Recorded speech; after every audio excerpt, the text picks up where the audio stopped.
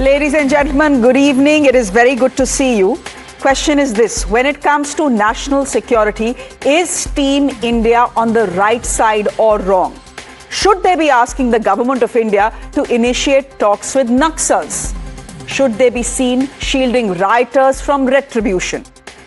And when they do so, are they acting in national interest or on their own interest? I ask you these questions based on two things that have happened today and how India's ruling dispensation and the opposition have reacted to it. But before I begin, ladies and gentlemen, I want to make one thing very clear. Differences of opinion is the strength of any democracy. And if everyone starts agreeing with each other, then we might as well live in a cult and bid goodbye to debates. So in that spirit of tolerance, let me first show you what happened in riot-hit Bareilly today. 4 days after rioting rocked the city, leaving 22 policemen injured, Yogi Adityanath sent in the bulldozers. On his target, illegal properties linked to the kin of the chief instigator of these riots, Maulana Tauqeer Raza. When the bulldozers came, they came with cameras and a standoff.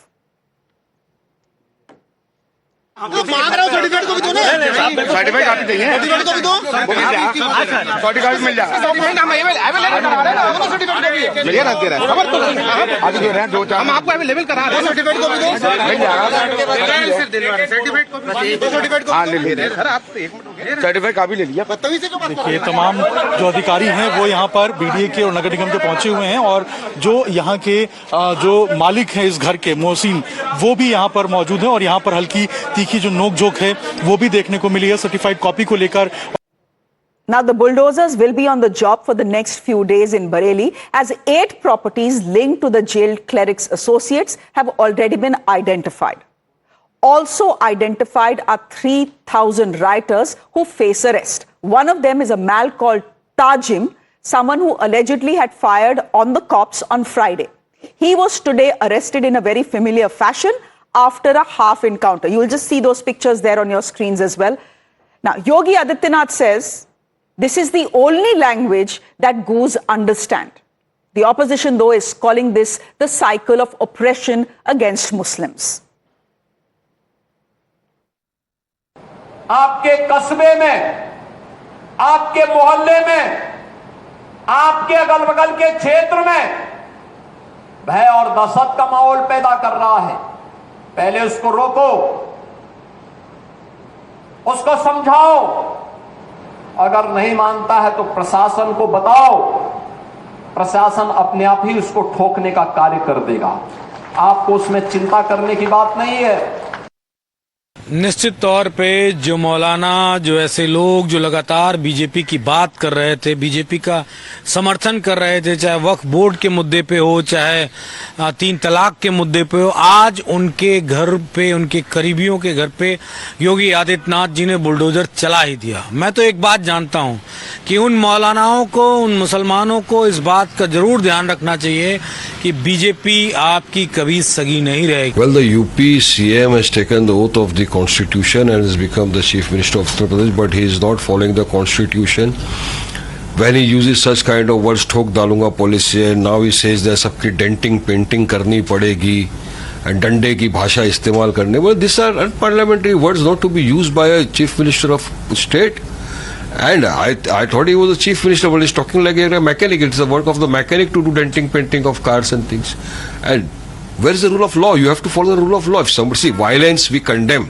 But using such kind of words, that's just creating hatred among the people. जब जब अपराधियों के घर पे bulldozer चलता है, तो Samajwadi party के नेताओं के पेट में दर्द स्वाभाविक तौर पर उठ जाता है. लेकिन इस दर्द की कोई दवा नहीं है. ये दर्द तो और बढ़ेगा, क्योंकि अपराधी आलीशान अट्टालिकाओं पर क्रूर अट्टहास करे, ये स्वीकार नहीं हो सकता है. जो अपराध करेगा वो निष्प्रनाबूद किया जाएगा, मिट्टी में मिला दिया जाएगा.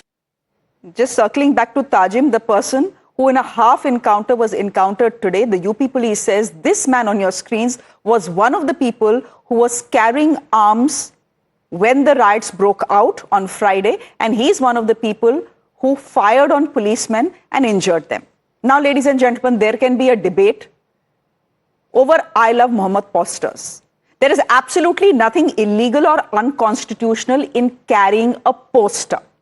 But there definitely is a problem if you attack cops and damage public property. Of course, one can argue that using bulldozers as tools of retributive justice is equally problematic. The Supreme Court of India, after all, has said as much. But today, the difference of opinion between the government of India and the opposition of India is not just on how to treat rioters, but also on how to treat Maoists. 48 hours after the Home Minister of India ruled out any ceasefire with Maoists, the CPI's General Secretary, D. Raja, has advocated talks with them. He wants to know why the Indian government cannot accept the Maoist request for a ceasefire. I demand that the government should accept the proposal made by the Maoist Naxals. What is this Naxal Mukt Bharat? Already they spoke about Congress Mukt Bharat. What happened to Congress Mukt Bharat? Now Naxal Mukt Bharat. Tomorrow they will say Communist Mukt Bharat. And everybody, what is this? They are talking and they think about India. This constitution is clear. India, that is a secular democratic republic. And that is why charge of war they are talking about. How danger the country is facing. ये बहुत बड़ा नीतिगत परिवर्तन हुआ और वो परिवर्तन के कारण ही ये परिणाम मिला। स्कैटर्ड अप्रोच की जगह यूनिफाइड और रूथलेस स्ट्रेटेजी को अपनाने का काम भारतीय जनता पार्टी की सरकार ने किया। Now, ladies and gentlemen, Dr. Manmohan Singh had famously described Naxalism as India's greatest internal security challenge. Since the 2000s, it has claimed over 12,000 lives. In fact, in one of the most ghastly attacks, Maoists wiped out the entire leadership of the Congress party in Chhattisgarh in 2013. Since then, state police, along with paramilitary forces, have joined hands and launched precision strikes in Maoist strongholds targeting their top leaders. The government says there has been a 48% drop in Maoist-related violence from 2013 to 2023 and a 65% decline in related deaths. In fact, as we speak, Operation Black Forest is underway to ensure that India becomes Naxal-free by March 31st, 2026. Now, ladies and gentlemen, given this background, should Team India be asking for a pause in operations? Or does their logic hold when they say, if there can be a ceasefire with Pakistan, then why not with Naxals who are your own citizens? And so here is my question. From rioters to Naxals, is Team India taking the right stand? Are they talking in national interest or simply playing appeasement politics?